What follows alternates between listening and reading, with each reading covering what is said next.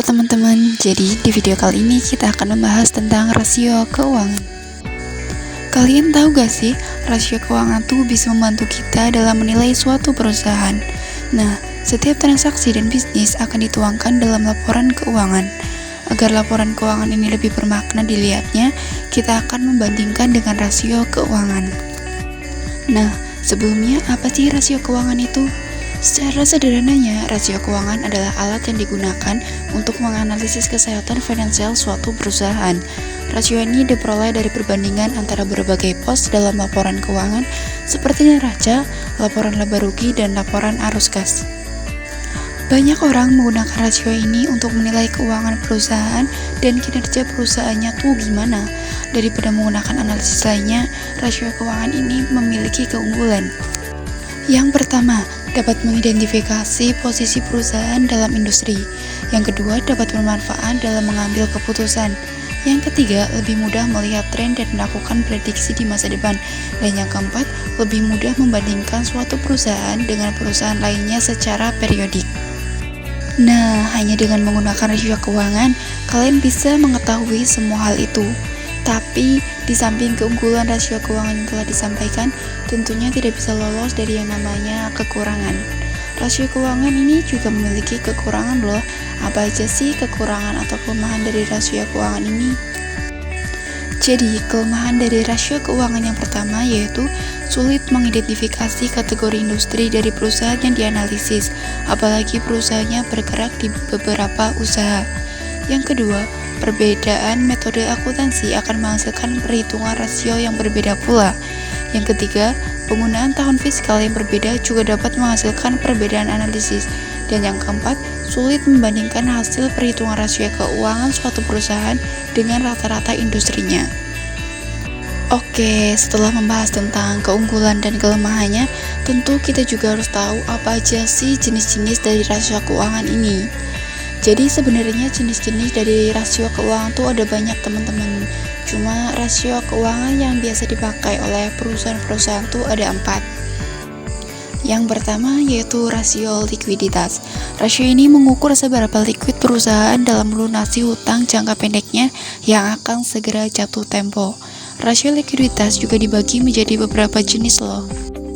Yang pertama ada current ratio atau rasio lancar. Rasio ini mengukur kemampuan perusahaan dalam memenuhi aset jangka pendeknya menggunakan aset lancar yang tersedia. Yang kedua ada rasio cepat atau quick ratio. Digunakan untuk mengukur kemampuan perusahaan dalam menutup atau membayar kewajiban lancar dengan menggunakan aktiva lancar tanpa memasukkan nilai persediaannya. Yang ketiga ada cash ratio atau rasio kas. Rasio ini digunakan untuk mengukur seberapa kas atau setara kas yang tersedia untuk membayar hutang jangka pendeknya. Oke, lanjut ke jenis rasio yang kedua yaitu rasio solvabilitas. Rasio ini menggambarkan kemampuan perusahaan dalam memenuhi kewajiban atau hutang jangka panjangnya. Seperti rasio likuiditas, rasio solvabilitas juga dibagi menjadi beberapa jenis. Yang pertama, rasio hutang terhadap aktiva atau total debt to asset ratio. Digunakan untuk mengukur persentase besarnya dana yang berasal dari hutang, baik hutang jangka pendek maupun jangka panjangnya. Yang kedua, rasio hutang terhadap ekuitas atau total debt to equity ratio. Digunakan untuk mengukur hutang yang dimiliki dengan modal sendiri. Semakin kecil rasio ini, maka akan semakin baik untuk perusahaannya. Sebaiknya, besarnya hutang tidak melebihi modal perusahaan itu sendiri. Oke, kita lanjut ke jenis rasio yang ketiga yaitu rasio profitabilitas. Rasio ini digunakan untuk melihat seberapa besar laba yang dapat diciptakan perusahaan menggunakan rasio ini. Sama dengan jenis rasio sebelumnya, rasio ini juga dibagi menjadi beberapa jenis. Yang pertama ada margin laba kotor atau gross profit margin, yaitu membandingkan laba kotor dengan penjualan.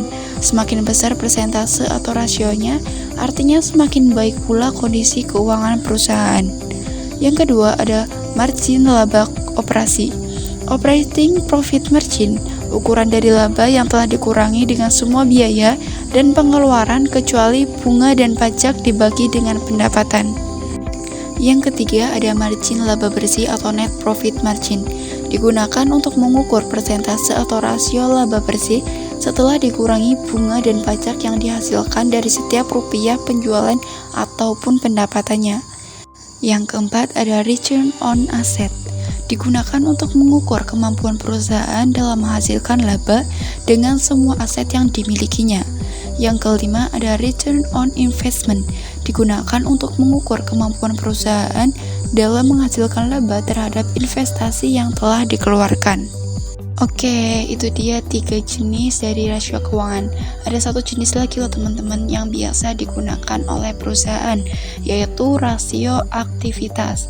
Rasio ini digunakan untuk menunjukkan tingkat efisiensi perusahaan dalam memanfaatkan aset yang dimilikinya. Nah, sama halnya dengan jenis rasio lain, jenis rasio aktivitas juga dibagi menjadi beberapa jenis lagi. Yang pertama, rasio perputaran piutang. Rasio ini digunakan untuk mengukur efektivitas pengelolaan piutang. Semakin tinggi perputarannya, maka semakin baik pula bagi perusahaan. Yang kedua, ada rasio perputaran persediaan. Rasio ini digunakan untuk menggambarkan likuiditas perusahaan.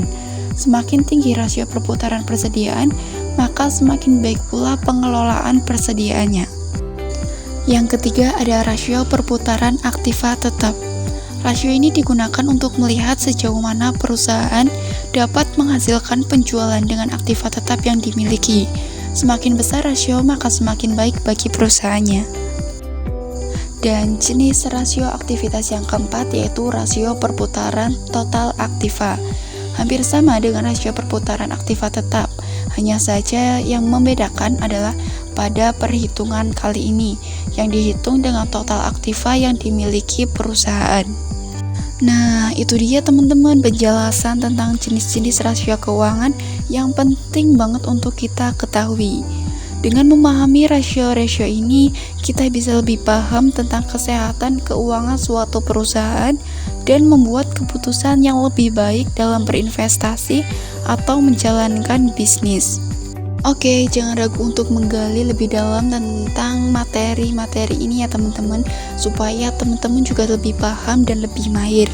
Selamat belajar teman-teman, see you next video, bye!